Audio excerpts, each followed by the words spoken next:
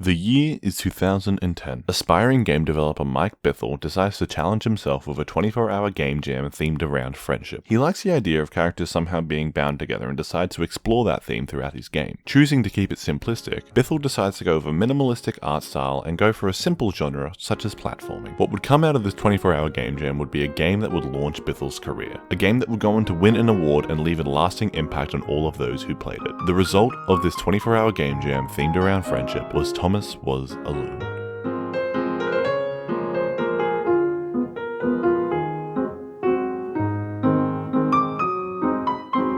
No, not that one. I don't think anyone could actually do all of that in 24 hours. The original product of this game jam didn't quite look nearly as polished as that. In fact, it was rather rudimentary and basic. I'm of course talking about the original Flash release of Thomas Was Alone, a game that looks a little more something like this.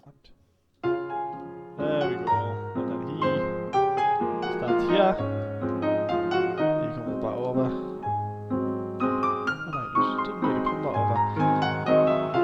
I wish oh no, falling in the water just because I was so bored. It was a small project that Bithell made to hone his skills that he ended up deciding to put under Congregate so that he could get some audience feedback on this little project of his.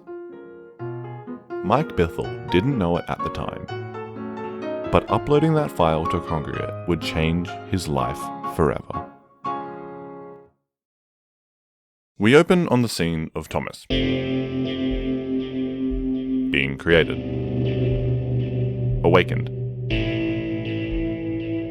alone. This little red rectangle is inquisitive, constantly taking note of his surroundings, constantly questioning why he finds himself in this world, what his purpose might be, why he's so alone. Despite this, Thomas is gleeful and ecstatic to be learning new things all the time, no matter how benign they may be. Thomas takes great pride in being so good at falling, and when that fails him, he's overwhelmed by the incredible ability to fall in reverse, or jump as you and I would call it. It's almost like the world is helping him, somehow, training him, made for him.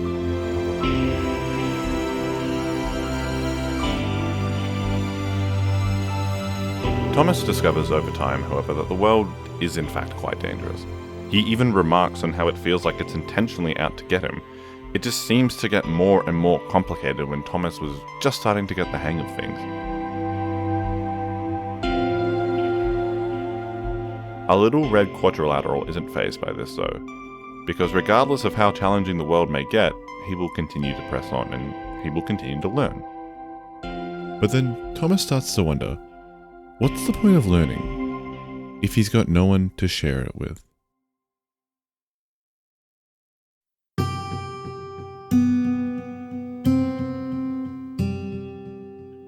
As if in response to Thomas's pleas, Chris suddenly appeared. A little orange cube who was just filled up with jealousy and bitterness.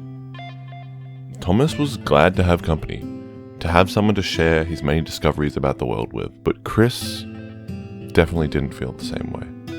Chris was content, simply being left alone. Even though he may not have accomplished much in his life or been particularly good at anything, he was fine alone.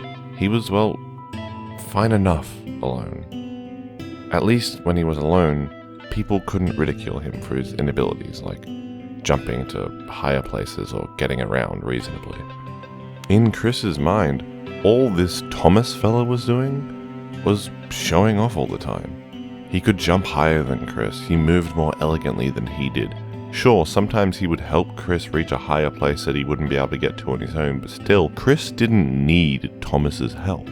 Chris didn't need this red rectangle follow him around everywhere, treating him like some sort of charity case just because he was more talented than he was. Chris just wanted to be left alone. But in reality, that's not at all what Thomas was doing. Thomas simply enjoys helping others and taking notes and figuring out what's going on around him, his constant desire to learn. But Chris, clouded by his insecurities, misinterpreted that. Chris refused to believe that they were friends, that Thomas was doing this to help him, and believed he was just trying to show him up or make himself better than Chris. All of these actions just made Chris more and more embittered by the way that Thomas fella absolutely enjoys feeling smarter and a above Chris, but that's not the case at all. And unfortunately for Chris, if he thought that Thomas was showing off and making a mockery of Chris's abilities, then he was in for a rude awakening when they ran into the next member of their crew, John. John is a tall, yellow rectangle who can jump even higher than Thomas, a fact that he takes great pride in. John was by all accounts fantastic, infallible in his mind. He had to flaunt and show this off to everyone that he met. It was incredibly important to John that his self-image was that of someone who was great and always helped these little people when they were around. And so running into Thomas and Chris was almost like a divine gift for John. These little guys clearly needed his help because he was that good. And so he kind of stuck around with them for the sake of making himself look better. And so they set off. John felt it very, very important that people knew he was helping the little guy. He liked how much Thomas seemed enthralled by him and his ability to jump really, really high. But more importantly, he liked that he was finally able to put into practice all of the looking awesome that he had practiced over the years on his own. He was an incredible jumper, someone so amazing that he was shepherding these lost little dots along to a place of greater importance. And as unfortunate as it is, he kept them around for one simple reason. It made him look better than ever. And John loved that.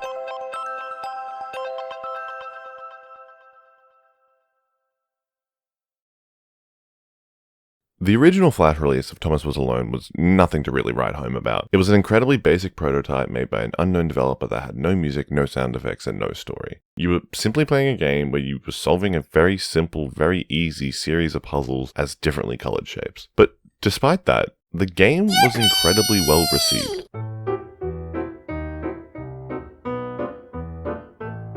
And this seemed to spark something within Bithell. This small side project that he had made on a whim was actually getting some attention, and he wanted to improve on it. He knew as a solo developer he couldn't possibly match what the AAA developers and games were doing of the time.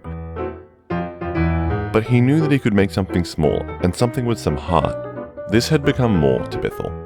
He didn't just want to improve how the game controlled, he wanted to add some characters, he wanted to create a captivating story, to actually add some sound and music into this game. Bithell had been given the opportunity of a lifetime. This was something that so many developers only dreamed of. He had been given the opportunity to create his first game, knowing that it had a small group of people that were already invested in its potential. Seemingly by some divine gift of God, the product of a personal game jam was given the chance to flourish into a complete and whole game. And so, thinking of many different ways to improve the game, Bithell immediately got to work. The squares and rectangles of the Flash version were only meant to be temporary placeholder graphics that were quick and easy to throw together for a game jam. But Mike discovered the more and more he fiddled with other approaches and adding different sorts of characters, something just felt wrong. The game lost a piece of its identity. Some taller shapes could jump higher than the shorter shapes, or that wider shapes would move slower than the thinner shapes was immediately recognizable, and this was something that Bithell couldn't quite replicate in other art styles. And so, the decision was final. This game was going to be a puzzle platformer with a minimalist art style about a group of shapes with the overlying theme of friendship. It was time for Bithell to create Thomas Was Alone.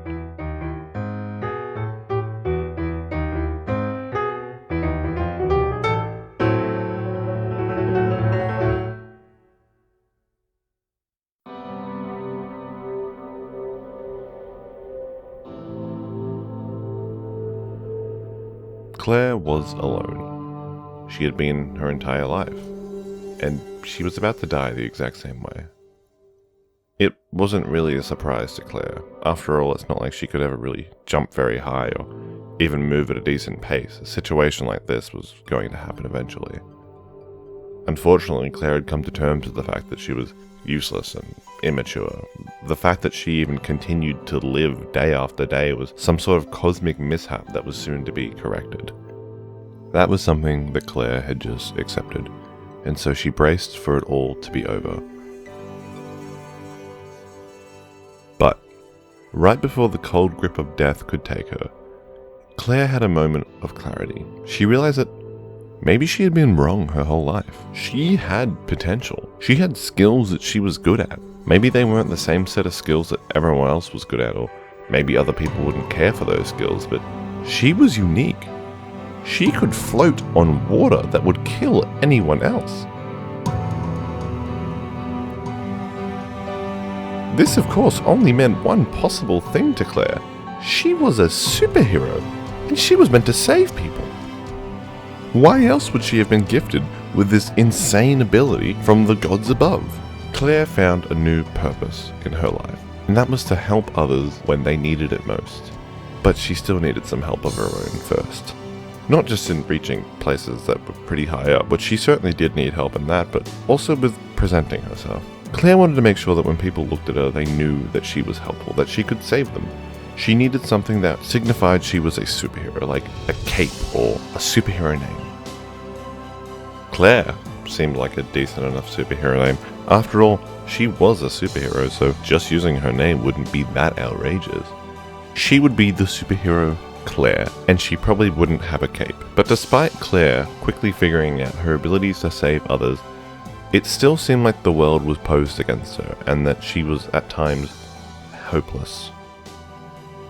Some of the very people that she needed to save as a superhero needed to help her simply climb a staircase.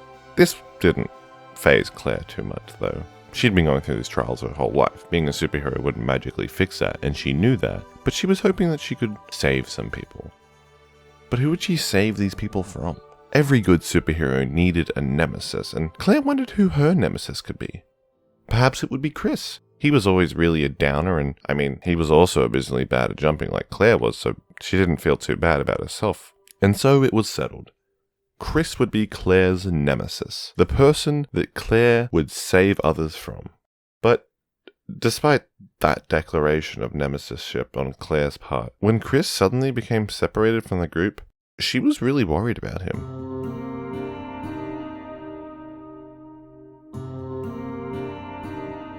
Chris wasn't alone. Instead, he found himself somewhere new, with someone new. On the other side of a wall was Laura, and truthfully, it pleased Laura that her and Chris were separated like this.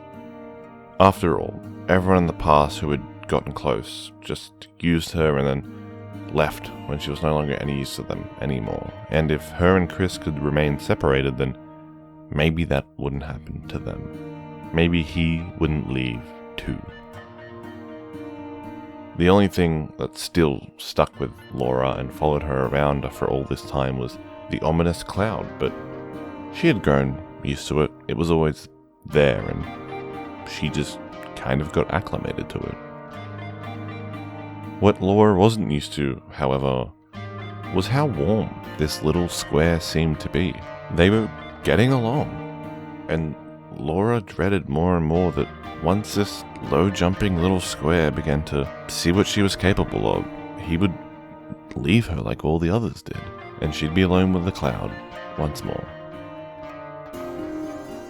But over time, Chris and Laura became quite fond of each other. She was the perfect companion for Chris to have around, and Chris was always genuine and honest with Laura.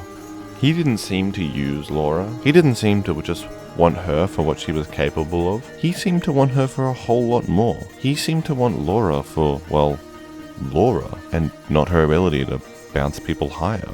Laura didn't know how to feel about this. Someone who saw her for her, not what she was capable of or incapable of, or the cloud that was always following her around. But after stumbling through a few portals, much to Chris's dismay, he and Laura found their way back to the gang. Admittedly, Chris did want to spend more alone time with Laura. He was worried that, frankly, the others wouldn't accept her like he had. He was worried that they would discard her after she had served her purpose, much like everyone else had done in the past.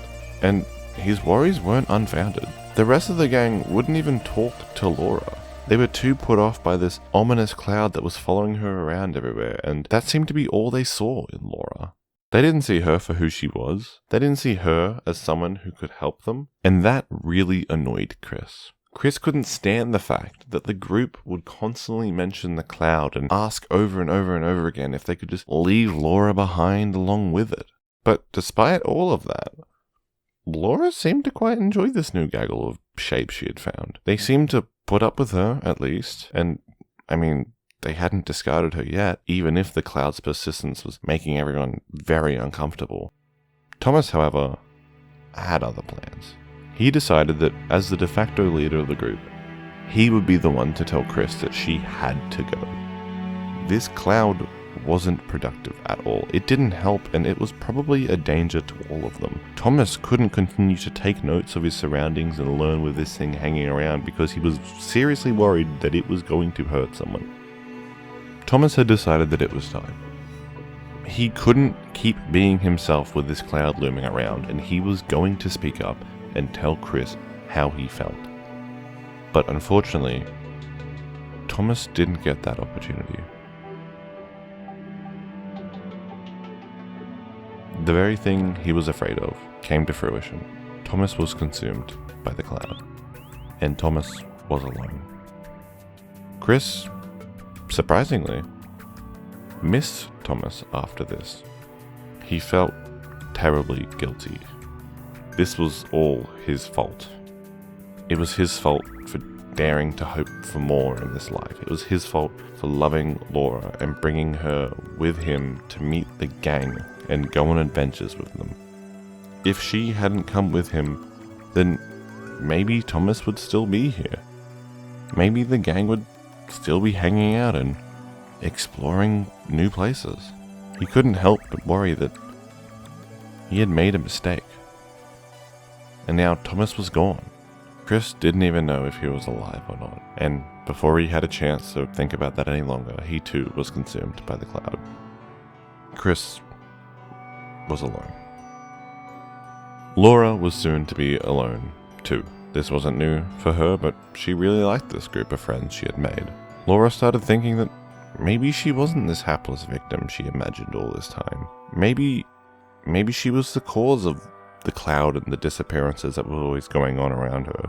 People might not have just been using her and leaving her, but regardless of this epiphany, there was nothing Laura could do. The cloud was here. It got what it wanted. Laura was the bait, and now it could consume more and more. She wasn't needed anymore, and Laura was consumed too. John and Claire had very different outlooks on the situation they were in. John no longer particularly fixated on impressing others, and he thought long and hard about what had happened to his friends. Claire, on the other hand, seemed to have this childlike assurance that she was going to get vengeance for her fallen comrades, but that seemed impossible to John. He was resigned. He selfishly hoped that he would go first, that he wouldn't have to be alone and watch another one of his friends get consumed while he could do nothing about it. But that, of course, didn't pan out for John. Claire was gone, and John was alone. And without his friends, what was the point of it all? Who could John impress with his incredible ability to jump really high and help other little dots that couldn't do the same? It didn't matter. Nothing mattered.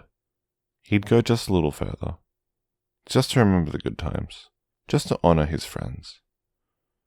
And then John was consumed as well.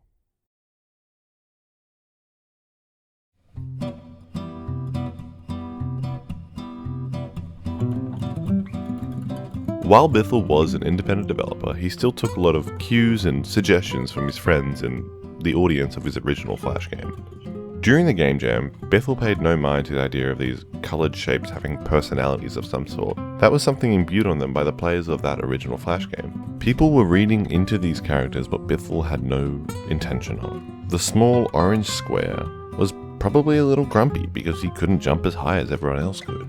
The tall rectangle that jumped higher than the rest would probably be very proud of that fact and would gloat about it. Hell, even the fact that the red rectangle was called Thomas was something that players simply decided because he was the first one you saw in the game. Speaking of which, that name, Thomas was alone, it was a complete fluke. When originally uploading the file to Congregate, one of his friends suggested that he should name it something a little bit edgy to gain the attention of the internet. And so, after some brainstorming, came up with Thomas Was Alone. It sounded sad and edgy enough that it would get people to click, and well, it worked. People were connected with this game. They wanted to see where Thomas and his friends would go next. 2011 was the start of Bithel's journey proper. He had to wear many hats in order to successfully make this game of his. It wasn't easy either. He was kinda strapped for time working a full-time job between an hour-long commute both ways, and so, when he would come home from his day job, he would spend what very few hours he had left in the night to work on this side project of his. In his spare time, he needed to get a lot of things done for this game. He needed to teach himself how to use Unity, a game engine that he had never learned before. He needed to revise the mechanics and game feel a lot, and he also needed to decide exactly how he would tell the story of this game. And there were also things that he couldn't do alone.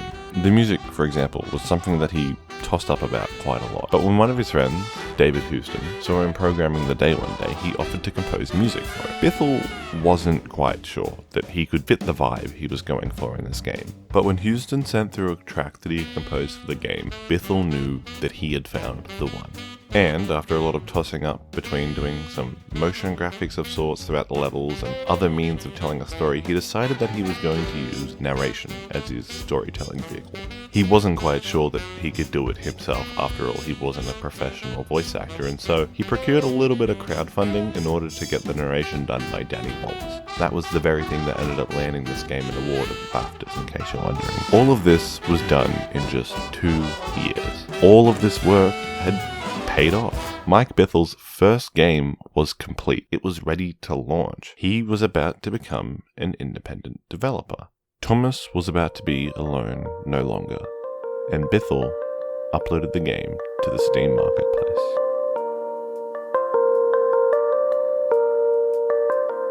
Meet James, an awfully familiar looking fellow who is differentiated not just through his unique colour but his inversion to gravity. Not much is known about James. He had seemingly been consumed by the ever-looming cloud quite a long time ago and seemed content with his new life of being alone. Of course, when there's no one around, there's no one to comment and poke fun at your immutable characteristics like constantly going up. Yet despite this comfortable life, he lived in isolation. Once he discovered Thomas, trapped in a cage not too dissimilar to how he was found when he first ended up here, James opted to help him. Perhaps, after all, James could make a friend.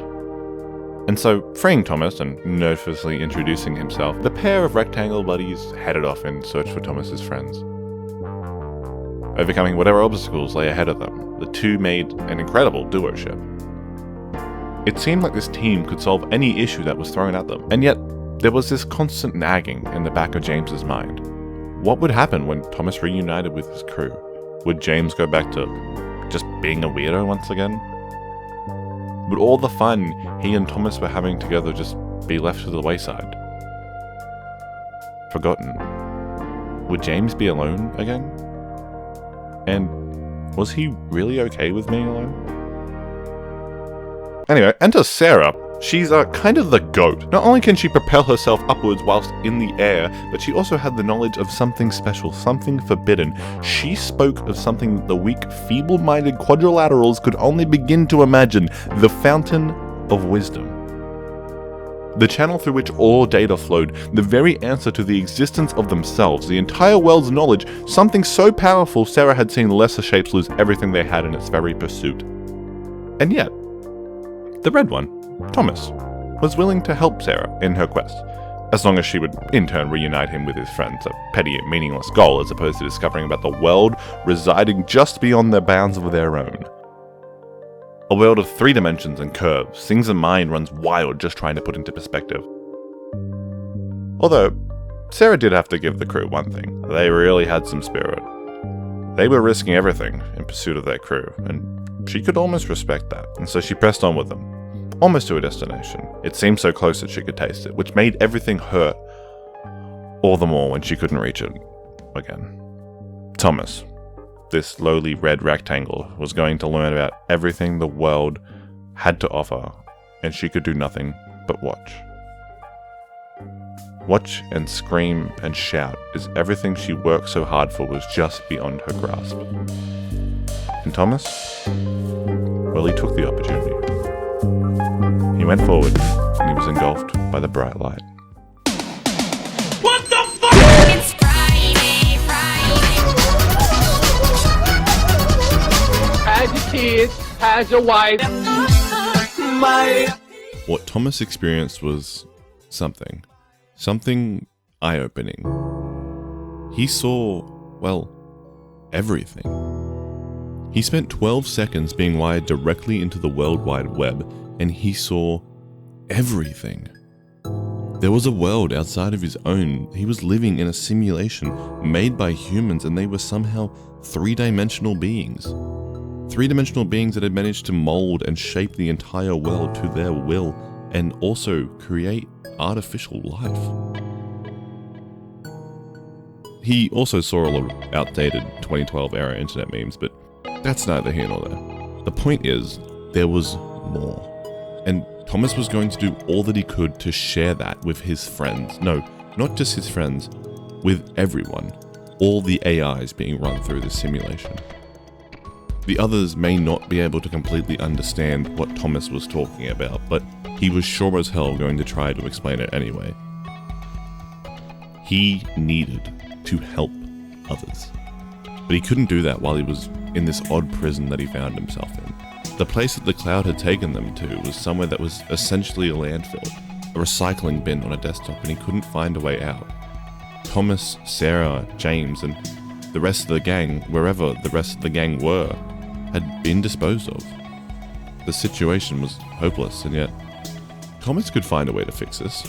He could set it all right. He had gained a knowledge that he wasn't meant to have. He just needed to first find his friends, and then everything would be complete. He could get to planning and figure out what they were going to do. Meanwhile, Sarah was completely devastated. She was stunned by Thomas's seemingly relentless conviction. Everything that she had worked for was gone. She was meant to be the one to learn all of that forbidden knowledge. She was meant to be the one to bask in the glory of the data stream, and yet it was Thomas. He was the one who got the opportunity. And if he could get back up after everything that had happened, then why couldn't she? She may not have achieved her life goals, but that didn't mean that she was hopeless. That didn't mean that she should just give up and lay down and accept defeat. She decided that she'd fight. She was going to help Thomas, no matter what he needed her to do.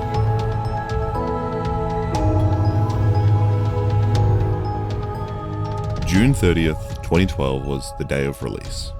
The day that was a culmination of everything Mike had planned and worked on for 3 whole years.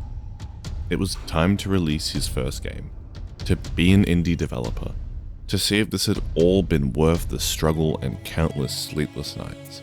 And so he published the game, and, well, not much really happened.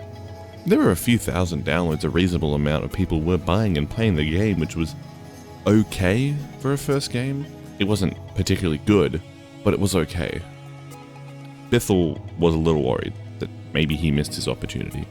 After all, it had been a good couple of years since he posted that original game jam onto Congregate, and so maybe that audience had moved on. But even though it may have been a slow start, as long as there was enough money generated to give all the people who contributed to this project some well-deserved holidays, then that would be all worth it to Bithell. And after all, Mike had the opportunity to make something. He had an idea, he made a rough draft, and he iterated on it until he had made something. Not something perfect, but something that he was proud of, something that was special. Despite being a rather small undertaking in the grand scheme of the games industry, Bithell had made his first game. He was incredibly proud of that fact, and well, whether it sold or not, nothing could change that. Reuniting with his friends, Thomas told them everything. He told them of the other AIs in the system that they were housed, and he told them that there was a way out for them, and he told them that he had a plan to help all the other AI to shape the world and make it work for them instead of against them for once, just like the humans who created them had done. Thomas wasn't going to give up, not on his friends, and not on all the other AI who didn't even know the situation that they found themselves in. If he and his friends could get to the creation matrix, and they could empower those AIs and show them the possibilities that lie before them. It was an incredibly rousing speech that he delivered, and it was one that resonated with Claire deeply. She always thought she was of no use to anyone, but now, since she had discovered what she was capable of, since she became a superhero, she was ready to help others. She knew the good she could do, and she was overwhelmed with the idea of it all, completely filled with joy at the idea that she could help others because of who she was. John also liked the idea of others feeling special as he did when he made his massive leaps through the air, even if he may have been shown up by Sarah. And well, Laura now understood that she wasn't born broken. She was born to help others. Her special talent of being able to bounce people higher may have been constantly repressed and snuffed out her entire life, feeling more like a curse than anything good at times, but not anymore. They would all make things right. And if this all worked out, and she could help others avoid the same pain she went through, then this would all be worth it. It was an inspiring thought. But as for Chris, well, he didn't really have much to offer anyone, not in matters of strength or dexterity or being good at moving around. But when he saw just how inspired and hopeful this all made Laura and the rest of the gang, he knew it was the right thing to do. After all, wasn't he the one that showed Laura her insecurities didn't define her? Maybe it was time for him to learn that lesson as well. And we can't mention the gang without bringing up James, of course. Without him, Thomas would have never escaped or reunited with his odd bunch of friends. And they were, in fact, quite the odd bunch of friends. So much so that they didn't even seem to care about James's differences. Now that was very odd. But maybe that was the right kind of odd the world needed a whole lot more of. And so, despite knowing that this would spell the end of all their hopes, dreams, and ambitions, the gang jumped into the creation matrix, giving all the other AIs the opportunity to realize their own.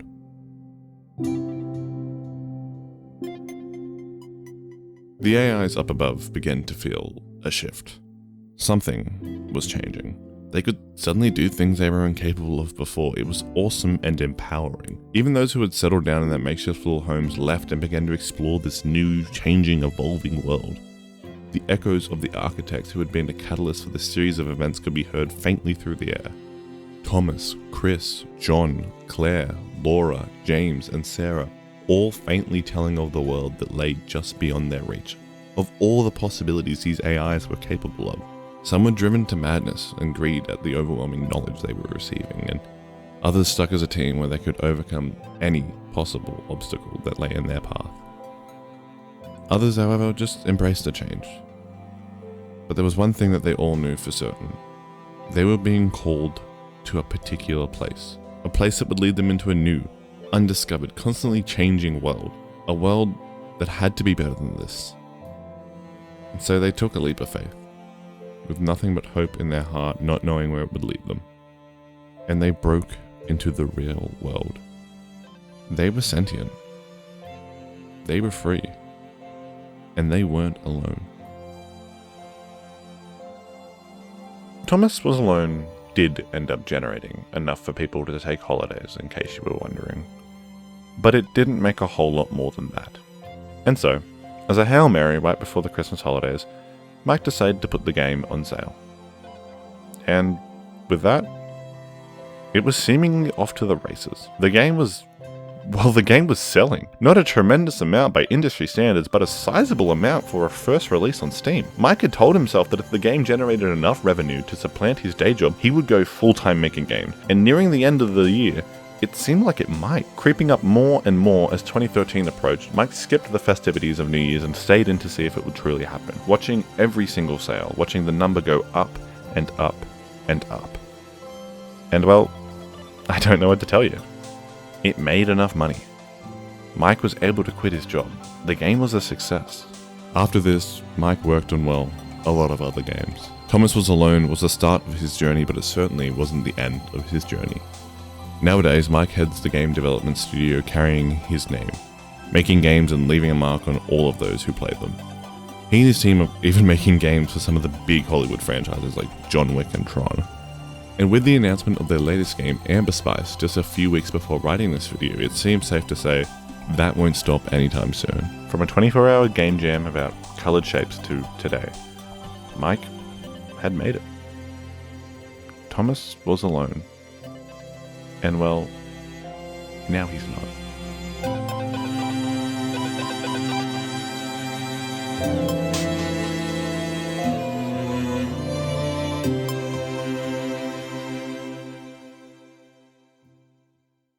There was a lot that went into making this game the masterpiece that it is, just besides its stellar story. The music, the gameplay, and the narration all blend together into an experience that sticks with you after completing your journey. These are all things I wanted to touch on, but couldn't find a way to fit into this video, which was a different format than what I normally do. So I've decided that I'll make a bonus video of sorts diving into that on my Patreon. Due to health issues recently, that probably won't come out anytime soon. So if you're heading over to the Patreon, just know it's entirely to support me at the moment, and the bonus videos will be just that, a bonus. But if you can't support me on Patreon, you watching the video this far was enough support for me, so thank you so much. I want to thank you all for watching and staying patient with me through this very tumultuous past year. Not only does everything seem to be going wrong in my personal life, but I have also bitten off a bit more than I can chew with a couple of video projects, so there's that, I suppose. Things are stressful. A lot of big things that I wanted to get done last year didn't get done.